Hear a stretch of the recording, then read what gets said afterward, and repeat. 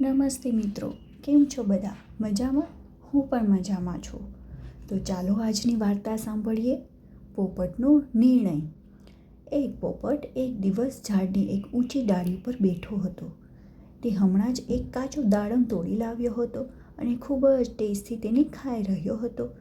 તે જ સમયે તેણે જોયું કે સામી બાજુએ એક ગુલાબના ફૂલ પર એક પતંગિયો અને એક મધમાખી બંને એકી સાથે આવીને બેઠા.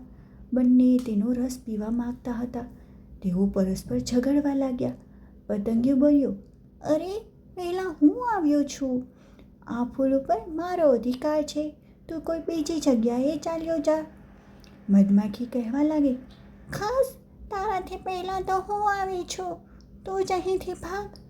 બંને જણા ઘણા સમય સુધી અંદરોઅંદર ઝઘડતા રહ્યા. અંધારું થવા આવ્યું હતું. તેને ઘરે પણ જવાનું હતું. બંનેમાંથી કોઈએ પણ ના તો ફૂલનો રસ પી શકતું હતું કે ના તો ફૂલને છોડતું હતું. એટલામાં જ તેની નજર ડાળી પર બેઠેલા પોપટ પર પડી. તેણે પોપટને બૂમ પાડી, પોપટભાઈ, મહેરબાની કરીને અહીં આવો ને અને અમારા ઝઘડાનો ચુકાદો આપો. અમે આપના ઘણા આભારી થઈશું. પોપટ તો કૂદતો ગુલાબના છોડ પાસે આવી ગયો. બોલો, હું તમારા માટે શું કરી શકું? તે પૂછવા લાગ્યો. બંનેએ પોતપોતાની મુશ્કેલીની રજૂઆત કરી. પોપટને કહેવા લાગ્યા. પોપટે કહ્યું કે મેં તમને બંનેને આવતા જોયા. બંને સાથે સાથે આવ્યા છો. એવું કરો, તમે બંને અડધા અડધા ગુલાબનો રસ પી લો. તો પતંગિયો બોલ્યો, અરે, એ તો શક્ય નથી. આ તે કઈ જાતનો ન્યાય કહેવાય પોપટભાઈ?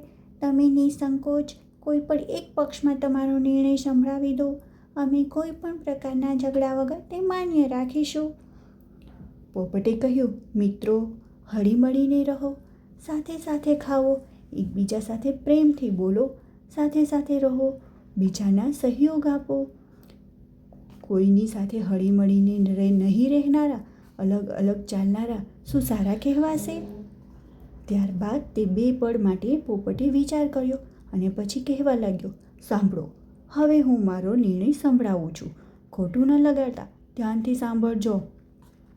પતંગિયો અને મધમાખી પોપટની સાવ નજીક આવી પહોંચ્યા અને ખૂબ જ ધ્યાનથી તેની વાત સાંભળવા લાગ્યા.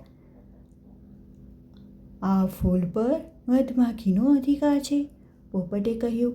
આ સાંભળીને મધમાખી પ્રસન્નતાથી ખીલી ઉઠી, પણ પતંગિયો ઉદાસ થઈ ગયો. તે પોતાની નિરાશ દ્રષ્ટિ પોપટ તરફ કરીને પૂછવા લાગ્યો, એવું કેમ કહો છો પોપટભાઈ? મેં તમારો શું ગુનો કર્યો છે?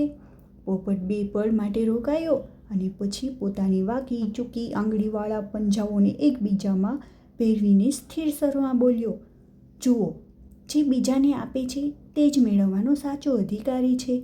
તમે બંને ફૂલોનો રસ પીવો છો તો તારા પોતાના માટે લે છે, જ્યારે મધમાખી તેને મધમાં પરિવર્તિત કરીને બીજાને આપી દે છે.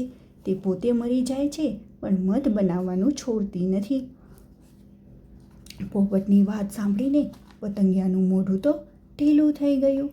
તે એક પણ શબ્દ બોલ્યા વગર ચૂપચાપ ત્યાંથી ઉડી ગયું.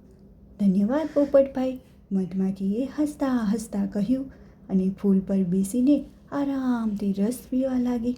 તે મનમાં ને મનમાં વિચારી રહી હતી કે એવા જીવનથી શું લાભ કે જે બીજાનું ભલું ન કરી શકે, કે કોઈ કામમાં ન આવી શકે. પછી તો મિત્રો બધાએ ખાધું પીધું અને મોજ કરી. તો ચાલો ફરી મળીશું. વાર્તા થઈ ગઈ પૂરી, બાળકોને મજા પડી. કાલે મળીશું ફરી વાર્તા લઈને નવી. જય શ્રી કૃષ્ણ મિત્રો.